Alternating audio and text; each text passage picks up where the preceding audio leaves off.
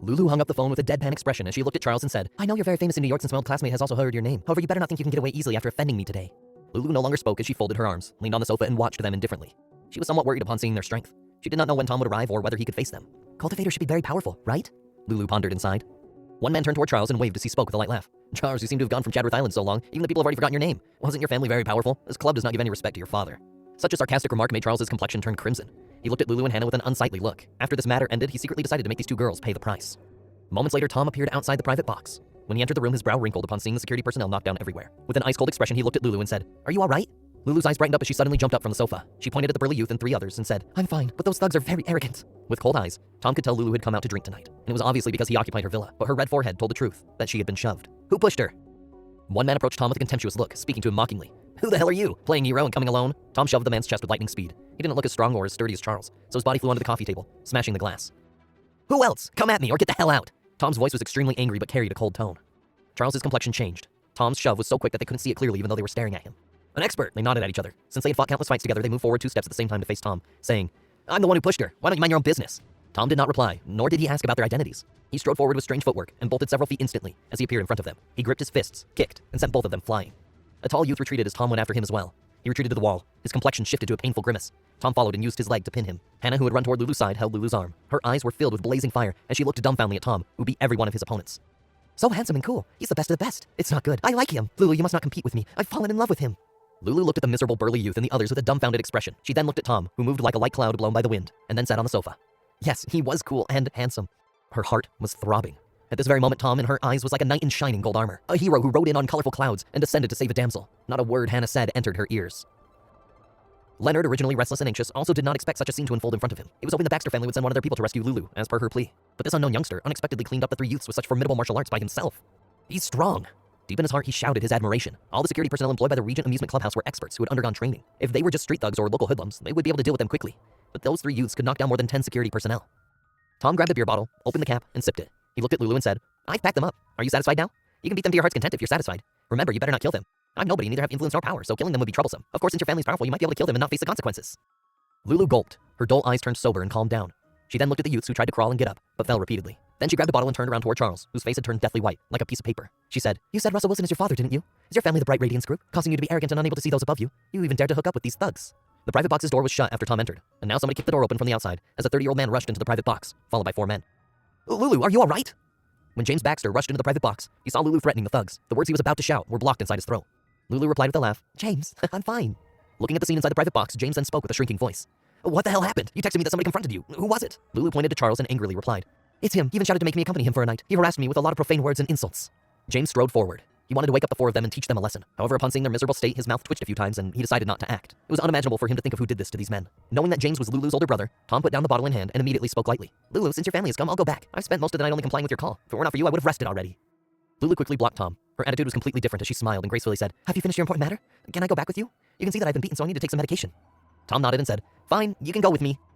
With a curious expression, James looked at Lulu and Tom. It was the content of their conversation that made him shocked. Are they going back together? Are they in a relationship? Are they already living together? James's body trembled as he quickly stopped Lulu and asked, Wait, Lulu, you didn't create the trouble, but you haven't told me about it either. Also, who's this guy you want to go back with? Are the 2 of you living together? Lulu squinted her eyes and replied with a smile. James, I'll tell you about the matter later. Could you help me escort Hannah back home? And I don't want someone I can't trust escorting her home. James shouted angrily. Hell no, you haven't answered my question. Lulu said with a laugh, James, why are you angry? You didn't even let me find a boyfriend previously, so I might as well marry quickly. Besides, he's outstanding. James was left speechless. Lulu looked at her brother's defeated expression. Her smile immediately got thicker and she said, Oh, well, I'll tell you then. He's Tom, my savior today. If it were not for him, these hoodlums could have bullied me. He lives in my villa, so I'll return with him. He lives in your house?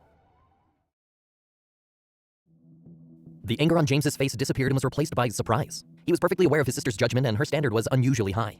How many outstanding youths had his sister refused and not taken a liking to? But this guy called Tom, could he be more outstanding than the others? In the next moment, with a smile surfacing on his face, he walked toward Tom and carefully observed him while speaking with a smile. You're Tom. Since you and my sister have an unusual relationship, I won't thank you. I'm James, Lulu's big brother. Since we will probably be close in the future, I'll ask you to help with the problems in my family. Helping their family? With a quizzical expression, Tom looked at James. He could feel that these words had a profound meaning he couldn't guess. Eventually, he shook his head as he looked at James and said, I'm exhausted, so I'll leave the aftermath here for you to handle. Tom then brushed past James and stepped out of the private box. For a second, James stared blankly. He watched Tom leave and saw Lulu follow him like a small maidservant, leaving James at a loss for words. Hannah turned gloomy. She just heard Lulu say that she and Tom lived together. That gave her an intense feeling of loss. Although she knew that Lulu was not living with Tom, she could tell from Lulu's expression that she wanted to. Did I just fall in love at first sight? Hannah stamped her foot as she helplessly turned her head and looked at James. James shook his head with a wry smile, as he also realized Hannah's expression. He immediately smiled and said, "Well, I'll send someone to escort you home. I'll stay here and take care of the aftermath." "Ah, right. If you're not rushed, can you tell me about what happened in detail?" Hannah was depressed and didn't want to say anything more, so she asked James to escort her. Leonard and James had a small chat inside the private box as Leonard told him everything he knew. He didn't know much about what had happened, only he had received a call from Lulu and then had his people rush over.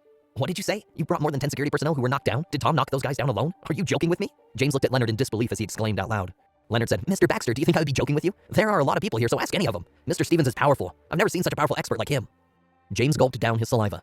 He became more curious about this guy. He secretly analyzed the 4 big guys he brought here. Each one of them was an accomplished fighter. They were special force members in the army and very powerful. He wondered if they would have been able to accomplish what Tom had. "Leonard, you should be able to tell me. What do you think about Tom?" James turned around and asked in a deep tone. "I can't say anything in depth." Leonard shook his head and said. James narrowed his eyes. He took out his mobile and dialed a number. After the call was picked up, he said with a deep tone, "Investigate someone for me. He's called Tom, about 20 years old." 20 minutes later, Tom and Lulu returned to the villa.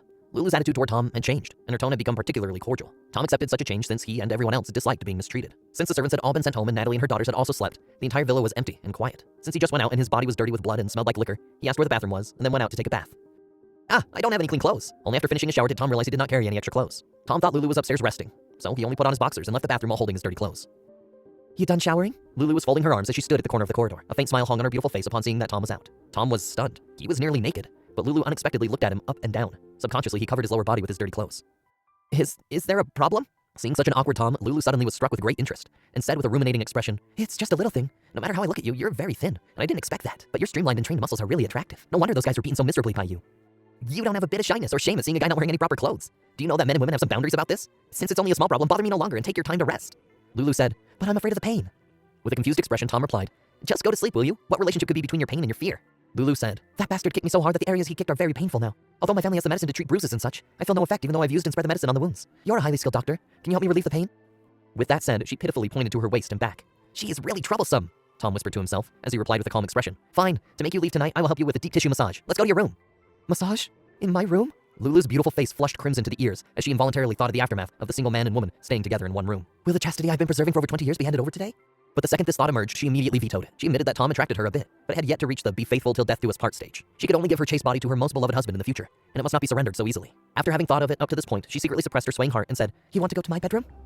Tom stared blankly for a moment. He looked down at his body as awkwardness and embarrassment suddenly emerged on his face. He strode back to his room, quickly put on clean clothes, and secretly felt relieved.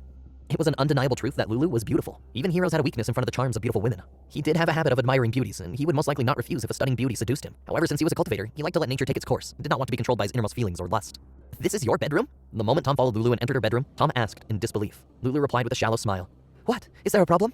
Tom smiled wryly as he shook his head and said, "It's not that. I didn't expect a woman's room to be like this." Besides a large bed, bookshelves filled the room, with various books on each bookshelf. At a glance, Tom could tell that the number of books inside this bedroom was at least 200. Lulu rolled her eyes at Tom while taking off her white coat. She said, "I love reading. I spend most of my time reading, apart from managing my business and occasionally hanging out with my girlfriends. Each house has the same interior, and the books are only a small part of my reading collection." Tom asked in astonishment, "Have you read all these books?" Lulu said, "Of course. Otherwise, why would I put so many books here? Besides, I habitually put the books I've read in another room, so whenever I'm bored, I don't have to find other books and turn over the books I want." Tom was speechless. He had seen many eccentrics, but never once had he ever met someone who liked books and reading as much as she did. "Will you give me a deep tissue massage?" Tom said, "Relax. My massage technique is even better than a regular deep tissue massage. I guarantee that after I've massaged you, the bruises on your muscles and skin will be restored, and you won't feel any pain. Apart from your underwear, take everything off." Lulu's complexion was blushing red as she hesitated. She dared to put on only a bikini if she was at the beach, but wearing only underwear and exposing herself in front of a man inside her room was unnatural for her. "Lay on the bed." A new decree from Tom came out. Lulu's face became redder, but still she lay on the bed obediently. Looking at such a perfect devilish body, Tom secretly praised it in his mind. Shortly after, his eyes quickly fell on Lulu's waist and back. Whether it was her body or her skin, she was the finest. That bastard was ruthless and showed no tenderness in doing this. Tom cursed secretly as he stood beside Lulu's back and gently pressed her back with his hands. Lulu trembled as she almost hummed out loud. No man had ever touched her like this before. She could feel the warmth emitted from Tom's hands, and a jolting feeling like an electrical current flowing through her body. Tom didn't care what Lulu was thinking. He was treating her based entirely on a doctor-patient relationship. In the beginning, he massaged gently and began to add more strength on the later part. His technique was unique and constantly focused on Lulu's back and the